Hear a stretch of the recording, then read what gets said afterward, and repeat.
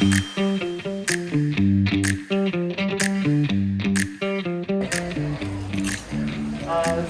this is my presentation at Plant. So you may be wondering, what are ant plants?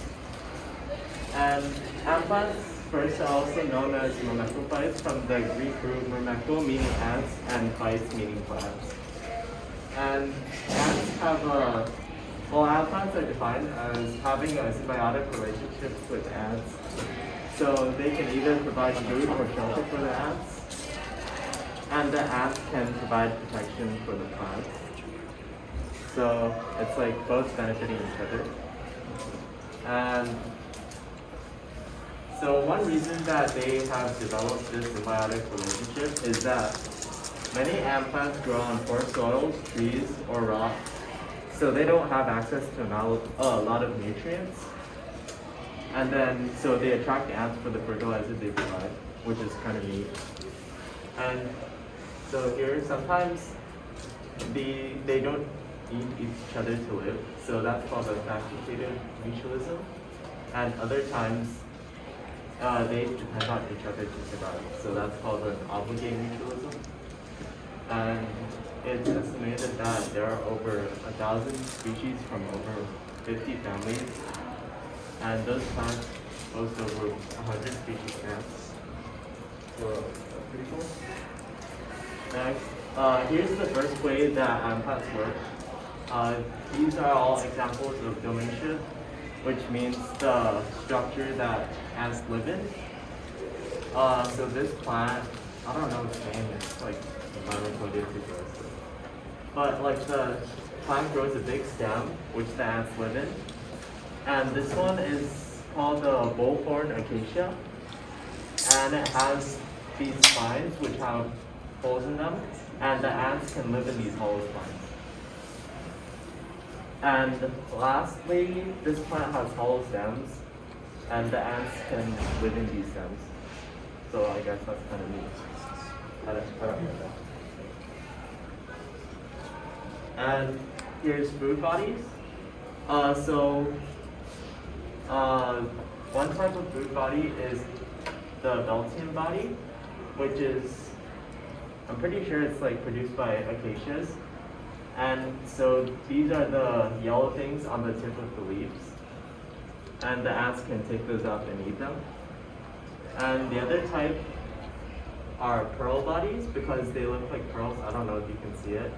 But there's one here, there's one here, there's one here, there's one here. So those are produced on the surface of the plant. And they also provide food for the ants. And then there are extrafloral nectaries, which produce nectar, but they are extrafloral, meaning they are outside of the flower. So,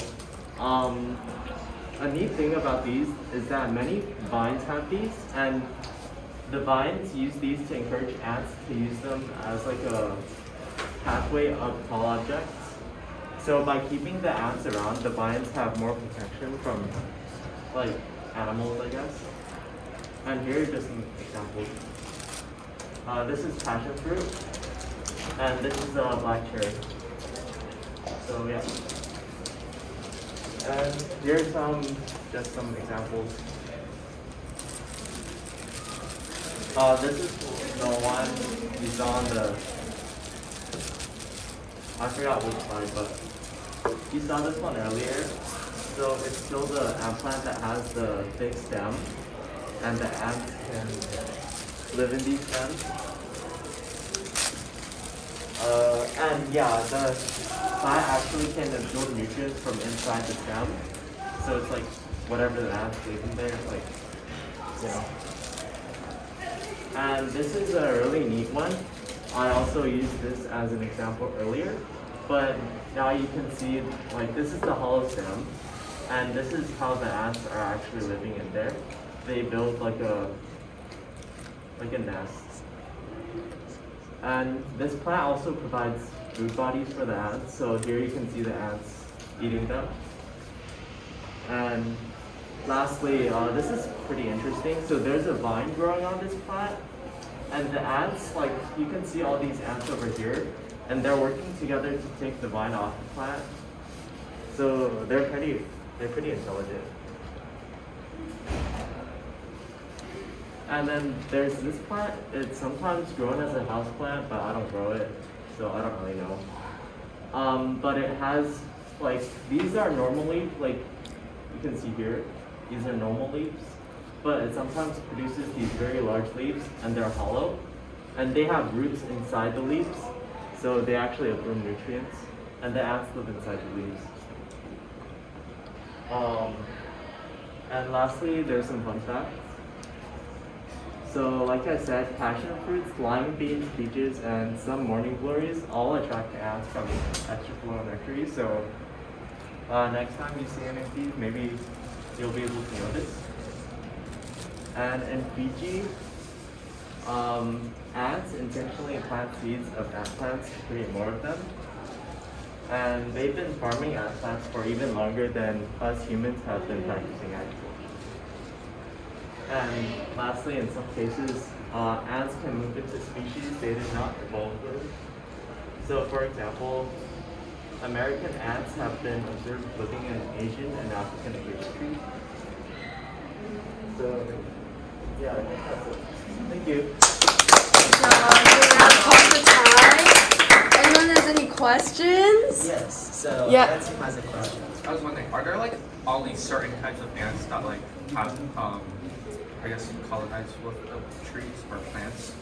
I think some ants can live both in the ground or in trees, but some ants have to depend on All right, thanks. Good question. I also have a question. So you talked about mutualism in this slideshow, and I just want to know, how does the ants living in the trees mutually benefit the trees, other than the example of removing like vines from it, for instance, because they remove the vine to let the tree live. So for the trees that, like the house plants with the big leaves, how would, providing food bodies for the ants allow the plant to thrive even better? Like, what do the ants do for the plant? So like, if they provide food bodies, it's not really like a big loss for the plants, very little. Mm-hmm. But like, because the ants stay around the plant more, they always like live near the plant or even travel with the plant. So there are more ants around, and if like a animal wants to eat the plant, the ants can like bite the animal. Oh, like pests and stuff.